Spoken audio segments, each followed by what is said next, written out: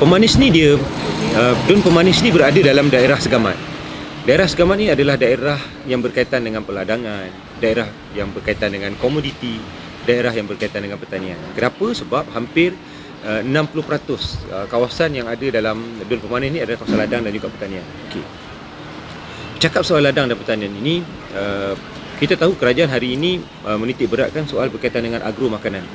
Jadi sudah semestinya lah kita boleh meminta jasa baik kerajaan negeri untuk memberikan tumpuan projek berkaitan dengan agro makanan supaya lebih tertumpu ke daerah Segamat, ke Dun Pemanis khususnya. Apa projek agro makanan yang dilihat nampak ada sambutan hari ini? Projek berkaitan dengan durian, projek berkaitan dengan buah-buahan dan sebagainya yang kita tahu memang mendapat market ataupun pemasaran yang cukup baik. Itu yang pertama. Kemudian yang kedua, dari segi pendidikan. Hari ini di Dun Pemanis ada beberapa sekolah yang telah melahirkan atlet-atlet cemerlang, contohnya pelajar-pelajar yang cemerlang. So bagaimana kita nak meneruskan kecemerlangan di peringkat hari ini setelah berlakunya pandemik? Mungkin perkara-perkara ini juga akan kita laksanakan secara bersama. Mungkin kerjasama dengan PPD, Pejabat Pendidikan Daerah, kerjasama mungkin dengan komuniti-komuniti. Bagaimana kita nak membantu pendidikan melalui PDPR ini boleh juga melahirkan pelajar-pelajar yang cemerlang dan boleh memenuhi keperluan industri yang ada dalam negara kita. Dan yang ketiga adalah berkaitan dengan soal ekonomi. Soalnya bagaimana kita nak membantu daerah Segamat ini untuk memastikan peluang-peluang pekerjaan yang ada ini dapat kita tambah. Ada yang mengatakan bagaimana Segamat nak dapatkan kawasan industri sedangkan kawasan industri kita tak banyak. Betul, tapi kita ada SME ataupun IKS yang ada dalam daerah Segamat ini yang boleh dibantu. Contohnya kalau Bumiputera di bawah PUMB, Bumiputera mungkin di bawah Tekun. Mana-mana agensi yang ada ni kita boleh libatkan.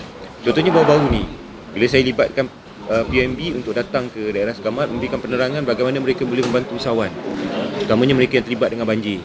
Bagaimana mereka boleh membantu usahawan, utamanya mereka yang terlibat dengan isu pandemik, isu COVID-19.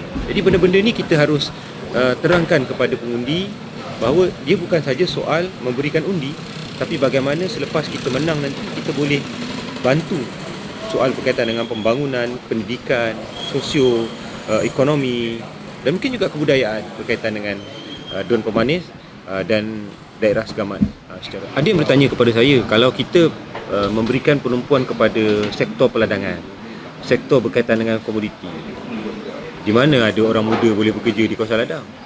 Jarang kita dengar orang muda nak bekerja di kawasan ladang yang keadaannya rencam, kotor dan sebagainya.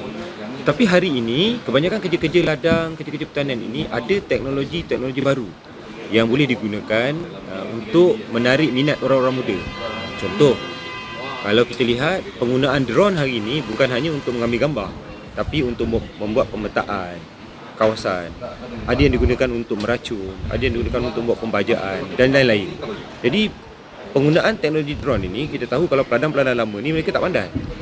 Siapa yang boleh guna benda ni? Kebanyakan orang-orang muda yang berumur 20 tahun ke atas, 30 tahun ke bawah, yang kita tahu memang menjadi antara penggemar penggunaan drone pada masa ini. Itu satu contoh. Kemudian mungkin dari segi penggunaan mesin-mesin yang melakukan kerja-kerja di ladang, kemudian mesin-mesin yang melakukan kerja-kerja di kawasan pertanian. Jadi perkara-perkara ini mungkin sedikit sebanyak boleh, kalaupun bukan sepenuhnya, tapi sekurang-kurangnya boleh menawarkan peluang-peluang pekerjaan baru kepada generasi muda yang ada dalam Dun Pemanis dan juga yang berada dalam daerah sekitar.